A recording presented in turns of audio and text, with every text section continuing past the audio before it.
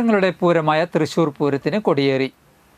പൂരത്തിന് നേതൃത്വം നൽകുന്ന പ്രധാന ക്ഷേത്രങ്ങളായ തിരുവമ്പാടി, പാറമേക്കാവ് ക്ഷേത്രങ്ങളിലാണ് ആദ്യം കൊടിയേറ്റം നടത്തിയത്.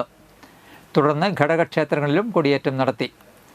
ബുധനാഴ്ച രാവിലെ 11:30 തിരുവമ്പാടിയിലും 12:30 പാറമേക്കാവിലുമാണ് കൊടിയേറ്റം നടത്തിയത്. നൂറുകണക്കിന് ആളുകളാണ് പൂര കൊടിയേറ്റ ചടങ്ങുകളിൽ പങ്കുചേരുന്നതിനായി ഇരു ക്ഷേത്രാങ്കണങ്ങളിലും എത്തിച്ചേർന്നത്. തൃശ്ശൂർ പൂരത്തിന് തിരുവമ്പാടി, പാറമേക്കാവ് കൊടിയേറിയതോടെ ആരവങ്ങൾ ഉയരുകയായി. ഇനിയുള്ളത് പൂരത്തിൽ അലിഞ്ഞു ചേരാനുള്ള കാത്തിരിപ്പുകൾ. ലോകം മുഴുവൻ ഉറ്റുനോക്കുന്ന താളമേള വർണ്ണ വിസ്മയം തന്നെയാണ് തൃശ്ശൂർ പൂരം. കാതിനെ കുളിർപ്പിക്കുന്ന ഇലഞ്ഞിത്തറമേളവും മഠത്തിൽ വരവും കണ്ണിനെ കാഴ്ച വിരുന്നൊരുക്കുന്ന കുടമാറ്റവും വർണ്ണമഴയും ആസ്വദിക്കാൻ കാത്തിരിക്കുകയാണ് തൃശ്ശൂരിൻ്റെ മണ്ണ്.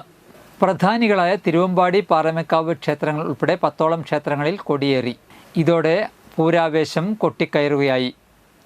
മെയ് 6-നാണ് വിശ്വപ്രസിദ്ധമായ തൃശ്ശൂർ പൂരം. പൂരത്തിൻ്റെ പ്രധാന ചടങ്ങുകളായ മഠത്തിൽ വരവും ഇലഞ്ഞിത്തറമേളവും കുടമാറ്റവും പൂര ദിവസങ്ങളിലാണ് നടക്കുക. 7-ന് ഇരു ഭഗവതിമാരും ഉപചാരം ചൊല്ലിപ്പിരിയുന്നതുവരെ ഇനി ശക്തൻ്റെ തട്ടകം പൂരലഹരിയിൽ അമരും.